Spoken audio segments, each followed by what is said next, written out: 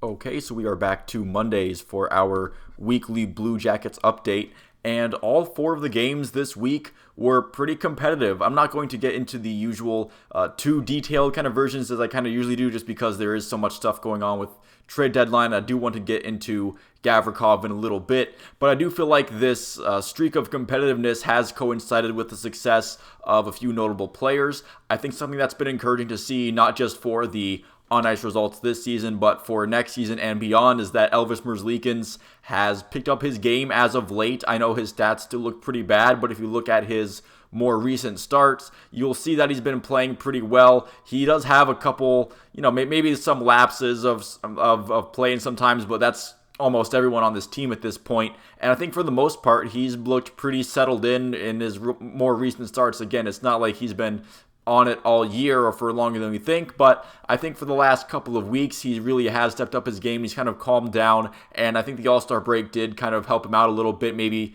help clear his mind a little bit, get away from this horrible season for him.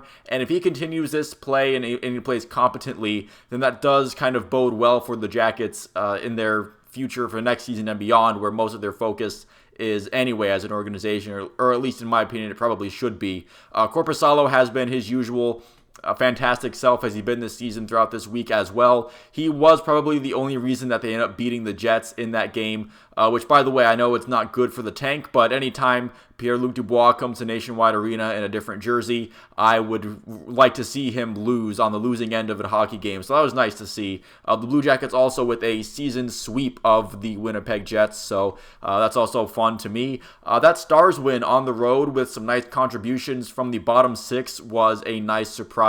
The Blue Jackets actually getting the benefit of a couple of goal reviews, which hasn't seemed to historically gone the Blue Jackets' way, so nice for us to see the tides turn there a little bit. I feel like someone who's stepped up as of late is Adam Boqvist on the defensive end. Good for him to see him pick up his offensive production. I feel like we're starting to see a little bit more of what we saw last season from Boqvist. I've seen a lot of Adam Boqvist slander from the Blue Jackets fan base this season, and I think we do have to realize that he is still very young. He's 22, and we saw last season the offensive upside he could bring. His defensive game and his two-way game does need some work, but again, I feel like we're starting to see the positive impacts that he can have when he truly is settled in. He has dealt with injuries as long as he's been here, both this season and last. So if he can get some consistency and really stay on the ice for prolonged periods of time, we're starting to see that he can in fact provide, he can prove useful. Johnny Gaudreau scoring against the Devils was pretty cool to see after Devils fans gave him a lot of grief on Twitter, and so Johnny Gaudreau got off Twitter, which I think honestly gives Johnny Gaudreau the last laugh in the end, because he did leave Twitter, that hellhole of a website. And to those worried about the Blue Jackets tank, and they're looking at last place and it's not as secure as it was and we're getting all nervous, look at the schedule in March. It is a gauntlet, and it is mostly on the road because of Columbus hosting some March Madness games. So again, if you're worried about the Blue Jackets tank, I'll talk to you in March. If the Blue Jackets continue this competitive streak when they're constantly on the road playing against more premier teams, then maybe I'll join in. But for now, I'm going to enjoy the competent hockey as I can, the actual NHL level hockey that I can at this point. And most of this was without Vladislav Gavrikov in the lineup. And, maybe that's not great for his trade value, where teams might look and say, well, the Blue Jackets are having this sudden run of success, and Gavrikov has been out of their lineup.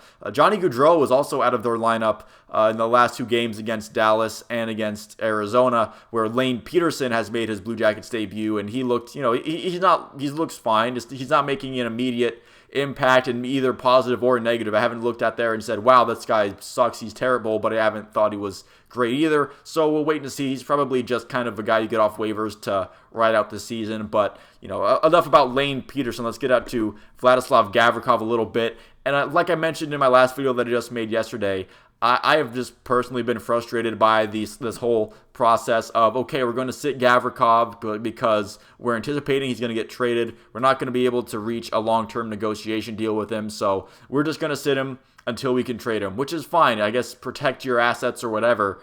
But the longer it goes on, the more it just kind of feels like you're just kind of sticking a guy on the shelf for little to no reason. I know Jacob Chikrin in Arizona is kind of going through the same thing, and especially with the reporting with this Boston deal, I just want this to be over and done with already. I want to have to stop thinking about it and having it loom over my head. What are the Blue Jackets going to get? Are they really going to get a first and a third and maybe a fourth round pick or some kind of equivalent to that kind of return? What's going on?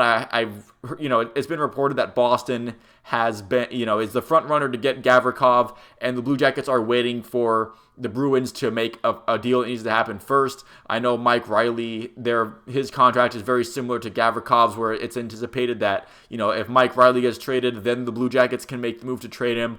But we've also heard rumblings like, on the 32 Thoughts podcast, where maybe the Bruins just say, well, we'll just pay the full premium for a guy like Chikrin instead of getting a rental like Gavrikov. We'll really swing for the fences against Chikrin instead of Gavrikov, and that whole thing can screw that up for the Jackets, because if the Bruins really were the only team that's really making a serious run at this and they back out, then what's left of the Blue Jackets for the trade deadline? I know the trade deadline isn't very close, so they still have time to recover, but if one team looks at the price for Gavrikov and says, no, thank you, then the rest of the league is probably going to follow suit. I mean, most professional sports leagues are kind of copycat leagues, and if the league leading team isn't interested in Gavrikov's services for that price range, you wonder if the Blue Jackets will then have to kind of start making deals and start maybe taking a little bit less than they had anticipated.